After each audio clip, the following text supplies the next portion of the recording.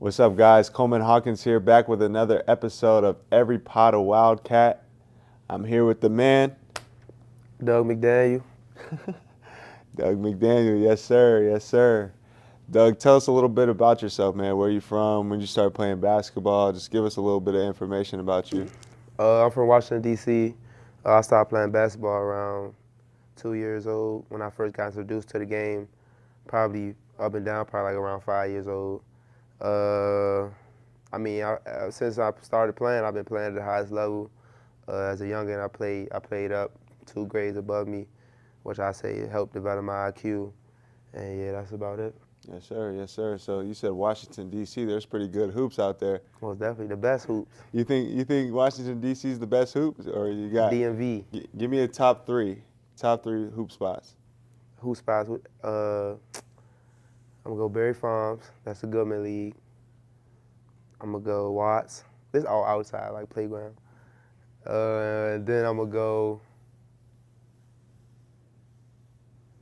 to Kenner League downtown Georgetown. All right, now give me your top three places in the country, states or places in the country that has the best hoopers. In my opinion, Yeah. I say Florida got some great hoopers. Okay. Shout out my brother Greg, Glenn, Jay Howard.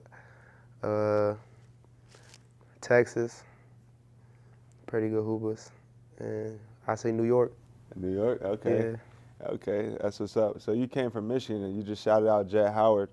Describe to me what that experience was like, and talk little bit about how different it's been, and tell us a little bit maybe about your mindset there, and has it shifted a little bit since you got here? Give us a little bit of detail about that. It was a great experience, actually. I was a freshman, got to go to a Power 5 college as a freshman, play early. And I played with a lot of great guys, so I felt it helped jumpstart my process in terms of my leadership, my game, everything. And here I feel like my mindset definitely shifted. I took on more of a scoring role than last year, and now I'm trying to just be more all-around guy. Pass first, get the team involved. Score when I have to, but mainly, I'm all about the team for real. Yeah, no, I got you. I think every year you take in college, like there's a different shift you have to take in order to be good. For me, when it was early, it was being a cheerleader as a freshman. Sophomore year is being a good rebounder. Junior year, it was kind of facilitating, getting everyone involved. And then senior year, I feel like my game expanded. I started to care a little bit less and started to shoot the ball more, and shots were going in more. And every year, I'd say your role changes, whether or not, and especially now with the transfer portal, it's almost a new team every year for everybody. So if you can find what you excel in that year, I feel like you can be a great player and adapt well to your teammates. I feel like you can be a great player. But we've had some early practices, like early on in the year, that have been real competitive. What would you say practice has been like for you, and how have you had to adjust? Like, how different is it? Practice has been very fun for me. The adjustment probably is being coached harder. Some things that I may got away with in the past. Every coach watching me now, so just learn to be an everyday guy. I'm more known as a gamer, but I got to treat the practice how I treat the game. So just having that same energy that I am having the game, try to have that in practice, and I feel like as time keeps going, I'll develop that, and I've been doing a pretty good job at it so far. Yeah, for sure. I feel like for me as well, I feel like everyone around is just held to a higher standard and is held accountable. Sometimes to me, it gets to a point where I feel like it's unnecessary at times, but for them, they see a bigger picture of why they're doing things. And I came from a good program at Illinois, and sometimes we didn't get held accountable on certain things, but it was still a great program. But here, they do a good job of making sure that it's the way they want it, and they're going to keep the guys around that stick with their plan rather than want to do their own thing, and that's how sometimes cohesion is created when people are on separate pages and want to do their own thing, but they've done a good job of trying to keep us together as much as possible. So You got a pretty good relationship with C.J. Jones and McCaleb Rich. Tell me about your relationship with them. You guys are kind of like the Three Stooges. You guys are always together. Did you know them before you came here? Like, what is your relationship like with them, and how did that start? This was my first time meeting both of them here. When I first got here, CJ was here. He came early, and me and him hung out the first day I got here. Packed my bags, left my mom hanging, but she was fine. And me and CJ was just kicking it, and then we come from the same struggle. We been through some of the similar situations, Bud as well. So I feel like just being able to relate so far in life, and to come now, I feel like it's easy to get along with guys like that. They understand you, and they're my brothers. It's never a dull moment around them. Yes, sir. Yes, sir. Talk a little bit about your game. I know, like you said, you've had a scoring role at Michigan. Talk to me about how maybe in high school, what your game was like, maybe how you've had to change it for college, and for maybe a professional career, how do you think it will have to change? Just give me a little brief summary or a little breakdown of maybe your mindset. No offense, but you're kind of a smaller guard. What's your mindset towards that? Maybe it was different in high school and now it's changed in college. Like, what's your mindset towards things like that? I feel like in high school I was just focused on having fun. That was probably some of the last times we're gonna have that team aspect, so that family aspect. So I feel like high school I was just having fun with it. Then when I got to college, I kind of locked in.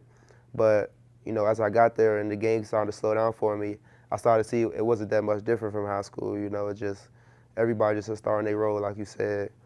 And I feel like me personally, as time go on, it's obvious what people expect from you. So me being a smaller guard, I feel like I have to work harder than everybody every day. I got a bigger chip on my shoulder because I don't ever get a chance to present myself because some people judging me already based off my appearance. So just making sure I come in and work harder than the next man every day. That's my mindset, and just try to bring others along with me.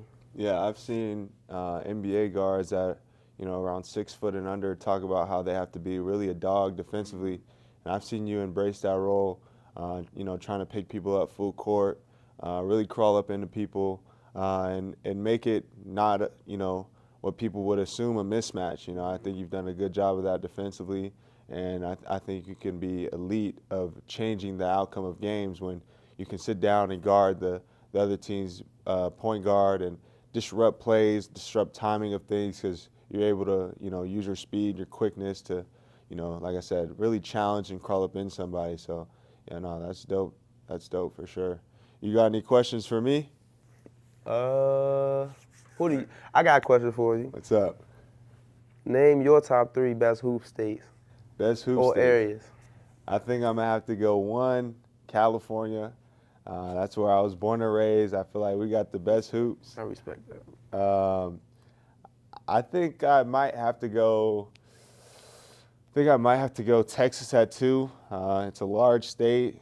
I feel like they produce a lot of good athletes, basketball, football, but I think their basketball is pretty good. And I think if I have to go to number 3, I think it used to be Chicago, Illinois area, but I feel like it's kind of been down in the last couple of years, if I'm not gonna lie.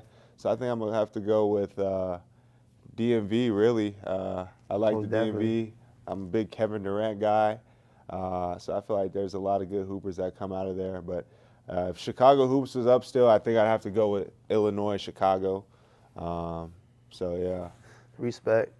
What is Coleman Hawkins' pregame hype song? Pregame hype song.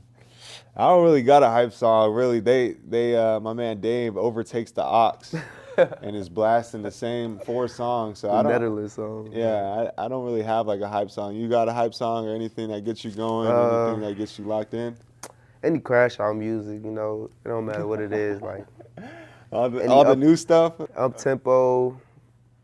No offense, but the violence and stuff, that just get me crunk. Like, okay. It get me in that mode. Yes, sir. Any crash out music, I'm listening to it for sure. I see you got the chain on. Talk to me about jewelry. What does that mean to you? And What are your thoughts on NIL and where it's going nowadays? Do you think it's a distraction? Do you think it's earned? What are your thoughts on it now? I feel like it's beneficial, especially for guys like us who are trying to pursue that professional career. It's helping us, get adjusted to it early, because you're getting paid to play at the next level. So I feel like it's a great transition. You get a chance to take care of your family before you get there. And I feel like it's great. It's not a distraction at all unless you make it one. Yeah. Basketball always gonna come first. We was hooping before NIL, so nothing changed. Just an extra benefit from the game we love.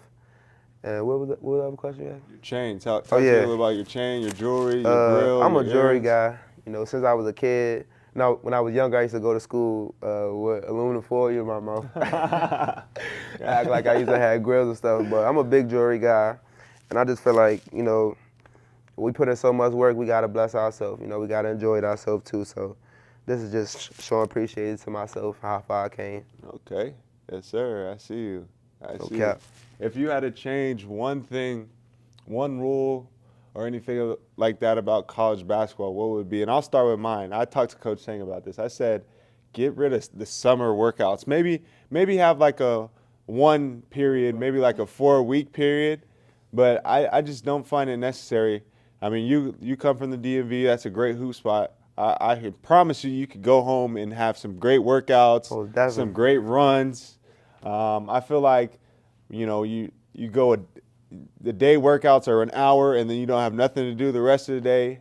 So, like I said, for me, it would be either get rid of summer workouts, make the springtime mandatory, because at least you're there finishing up the schoolwork, but get rid of the summer workouts, come back in August like everyone else does, or at least do one session period maybe for 4 weeks. But what would yours be?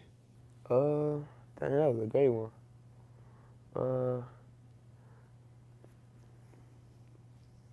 I'm gonna have to agree with you on that. That was a pop question. I can't think of that right now. Yeah, because it makes basketball year round, yeah. And we love basketball. Don't get us wrong, but we need a break every now. We need a break. Sometime. We do need a break, and mentally, physically.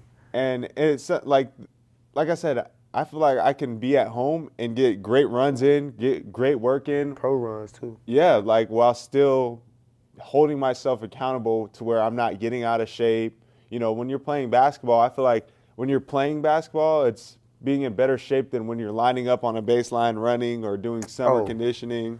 I thought of one. Shark Week, bro. Shark Week? I don't understand. 1 week of full conditioning, and then we get a break just to come back tired. I don't understand it. We kill ourselves for a week, come back tired. I don't understand it. Like, just let us hoop. Let us hoop to get our conditioning, because we're going to be doing that anyways. Yeah. Coach? Yeah.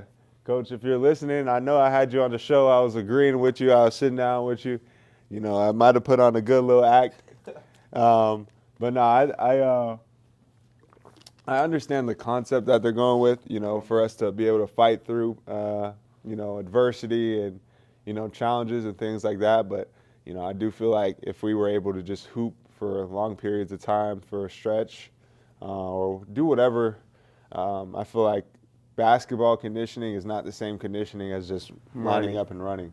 I promise you, if a cross-country runner came and played basketball, they'd be tired, out of shape, they'd look funky. But, we look the same doing cross-country, but it's just two different types of movements. Bump, clip, rebound, constantly talking. Scratch, foul. Yeah, So, yeah. More that goes into it, bro. We not just tired from running, boxing out them big dudes. Yeah. Running plays, that's all.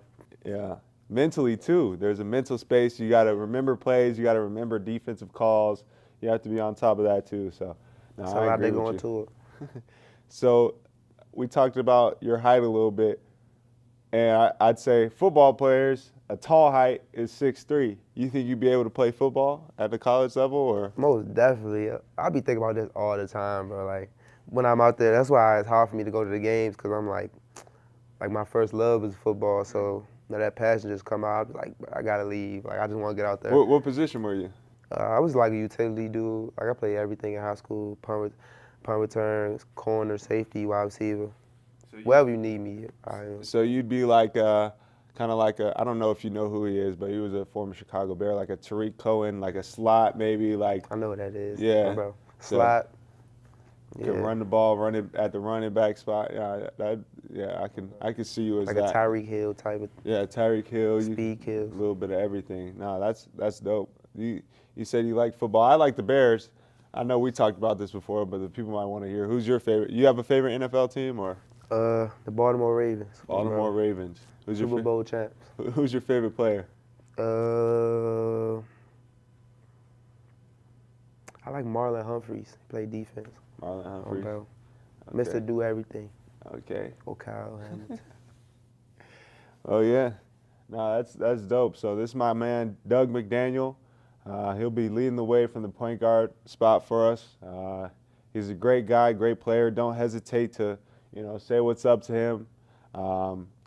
Reach out, ask questions, ask me questions. If there's stuff you guys want to hear on the podcast, make sure you ask questions. But if you guys see me or Doug, come holler at us. Make sure you guys go check us both out as we play. We play Saturday against Cleveland State. I don't know if this will be out by then, but make sure you guys tune in the rest of the way. Follow us, and we appreciate you guys for watching. And make sure you guys tune in weekly to watch every Pod A Wildcat.